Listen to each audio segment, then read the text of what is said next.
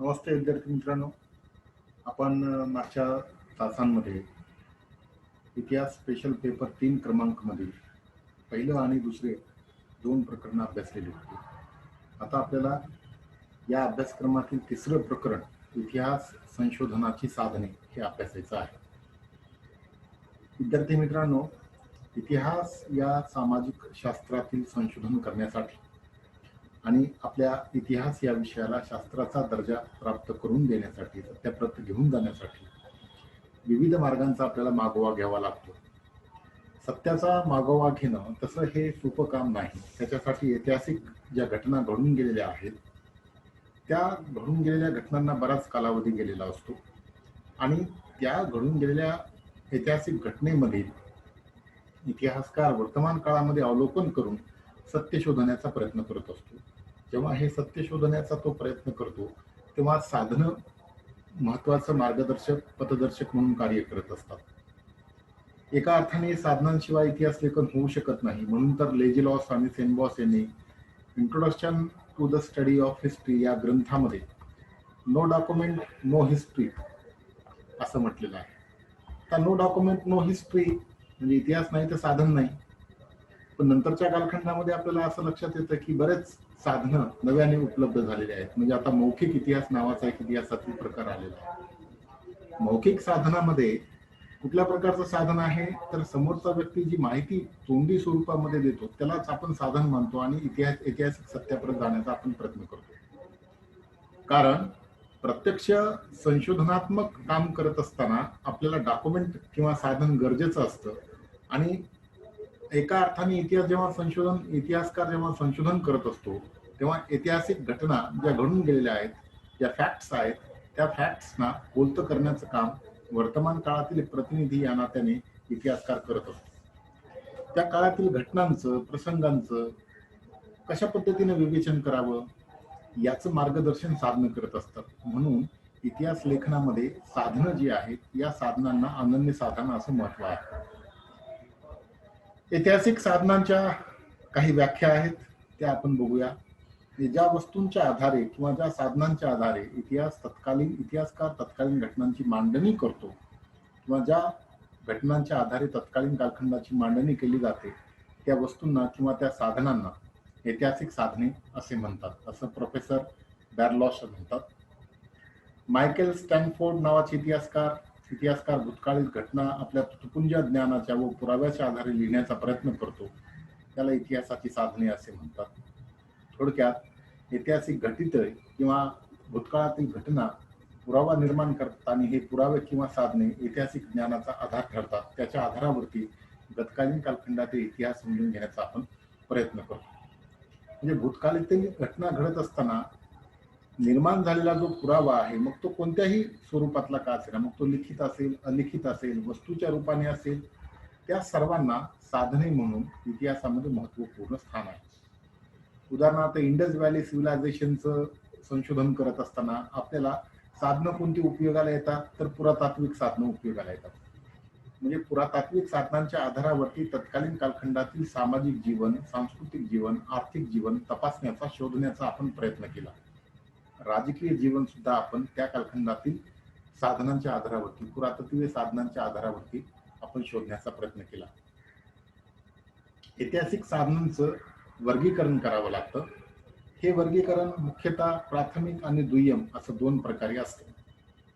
या वर्गीकरणामध्ये साधनाच्या स्वरूपावरून, त्यांच्या विश्वसनीयतेवरून, त्यांच्या कालखंडानुरूप आपण त्याचं वर्गीकरण करतो. कारण ऐतिहासिक घटना घडून गेलेल्या अनेक वर्षांचा काळ लोटलेला असतो. काही साधनं ती घटना घडत असताना निर्माण झालेल्या असतात, काही घटना घडून गेल्यानंतर निर्माण झालेल्या असतात, काही कालावधीनंतर निर्माण होत असतात. म्हणजे काही साधनांची निर्मिती साधनांचा आधार घेऊनच तयार झालेली असते. म्हणजे निर्माण झालेली जी साधनं आहेत त्या साधनांचं वर्गीकरण करत असताना किंवा साधनांचा उद्देश किंवा हेतू लक्षात घ्यावा लागतो. म्हणजे काळानुरूप, उद्देश स्वरूप, वस्तू स्वरूप, लिखित, अलिखित, प्राथमिक, दुय्यम इत्यादी प्रकारे आपल्याला साधनांचं वर्गीकरण करावं लागतं. आणि हे जे वर्गीकरण आहे त्यामुळे आपण घटनेच्या मुळापर्यंत पोहोचू शकतो आणि त्या घटनेतील जे प्राथमिक आणि दुय्यम साधनं आहेत त्या साधनांचं वर्गीकरण करून आपण त्याच्या आधारावरती ऐतिहासिक संशोधन करू शकतो. आता प्रायमरी सोर्स किंवा प्राथमिक साधने, ज्याला आपण मराठीमध्ये अस्सल साधने असं म्हणतो, ही अस्सल साधने घडून गेलेल्या घटनांच्या संदर्भातली विश्वसनीय हकीकत सांगत असतात, सत्य कथन करत असतात. म्हणून ती सत्य कथन करणारी असल्यामुळे अधिक विश्वसनीय असतात. प्राचीन कालखंडापासून आधुनिक काळापर्यंतच्या मनुष्याच्या वाटचालीचा जर आपण आढावा घ्यायचा ठरला, तर या साधनांशिवाय आपल्याला मानवाच्या वाटचालीचा आढावा घेणं अशक्य होतं. प्राथमिक साधनांचं महत्त्व अनेक दृष्टिकोनातून आपल्याला असलेलं दिसतं. कारण प्राथमिक साधनं हे विश्वसनीय असतात, अपरिवर्तनशील असतात आणि इतिहासाच्या बद्दलचं सत्य कथन करत असतात. ही सत्य कथन करणारी जी साधनं आहे ती विखुरलेली असतात. मग ती किल्ल्यांच्या स्वरूपामध्ये असतील किंवा कागदपत्रांच्या स्वरूपामध्ये असतील.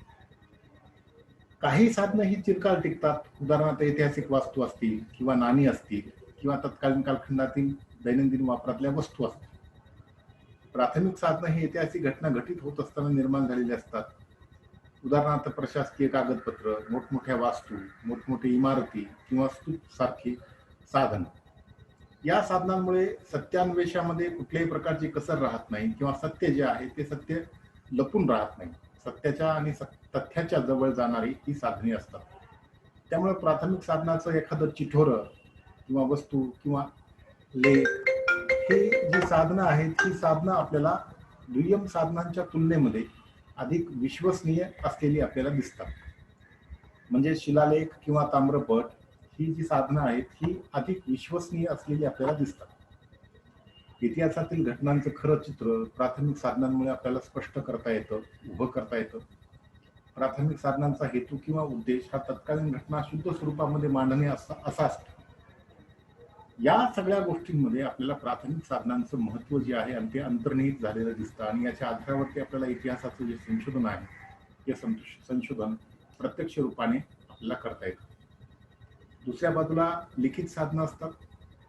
लिखित साधनं ही कोणत्याही कालखंडाची, प्राचीन कालखंडाची, मध्ययुगीन कालखंडाची किंवा आधुनिक कालखंडाची असू शकतात. म्हणजे ज्याच्यामध्ये शासकीय कागदपत्र, वैयक्तिक रोजनिशी, खाजगी पत्रव्यवहार, तह किंवा करार या कागदपत्रांचा समावेश होतो. त्याच्यामध्ये जमा खर्चाच्या नोंदी देखील असतात.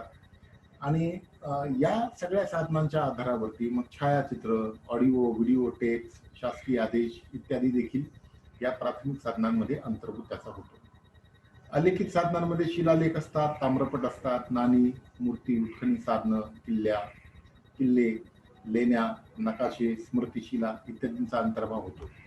आणि प्रशासकीय कागदपत्रांमध्ये आपल्याला तत्कालीन कालखंडातील इतिहास जाणून घ्यायला एक महत्त्वाचं साधन म्हणून उपयोग पडतो. आता ही जी महत्त्वाची साधने म्हणून उपयोग पडणारी जी साधनं आहेत त्या साधनांच्या आधारावरती आपल्याला ऐतिहासिक तथ्य जे आहे ते ऐतिहासिक तथ्य तपासून बघता येतं आणि या ऐतिहासिक तथ्याच्या आधारावरती आपण सत्यापर्यंत जाऊ शकतो. आता ऐतिहासिक घटनेमधील जे सत्य आहे ते तत्कालीन कालखंडातील कागदपत्रावरून आपल्याला नेमकं प्रशासन व्यवस्था कशा प्रकारची होती, तत्कालीन सामाजिक, आर्थिक, राजकीय परिस्थिती कशा प्रकारची होती याचं ज्ञान देण्यासाठी प्रशासकीय कागदपत्र उपयोगी पडतात. ही कागदपत्रे त्या काळात लिहिली गेली असल्यामुळे ती अधिक अस्सल आणि विश्वसनीय असतात. उदाहरणार्थ मुघल मराठा संबंधातील प्रशासकीय कागदपत्र, मुघल राजपूत संबंधातील प्रशासकीय कागदपत्र, मराठी आणि इतर सत्ताधीशांच्या संबंधातील प्रशासकीय कागदपत्र, इंग्रज गव्हर्नर जनरल, शेतकरी कामगार चळवळी, स्त्रीमुक्ती संघटनेची कागदपत्र, न्यायालयीन आदेश या सगळ्यांना आपण प्रशासकीय कागदपत्रे असे म्हणतो आणि ती अधिक अस्सल असतात. लिखित साधनामध्ये प्रशासकीय कागदपत्रे हा एक भाग, दुसरा भाग जो येतो तो वैयक्तिक रोजनिशीचा येतो. वैयक्तिक रोजनिशीचा आढावा आपण यानंतरच्या तासामध्ये सविस्तरपणे घेऊ.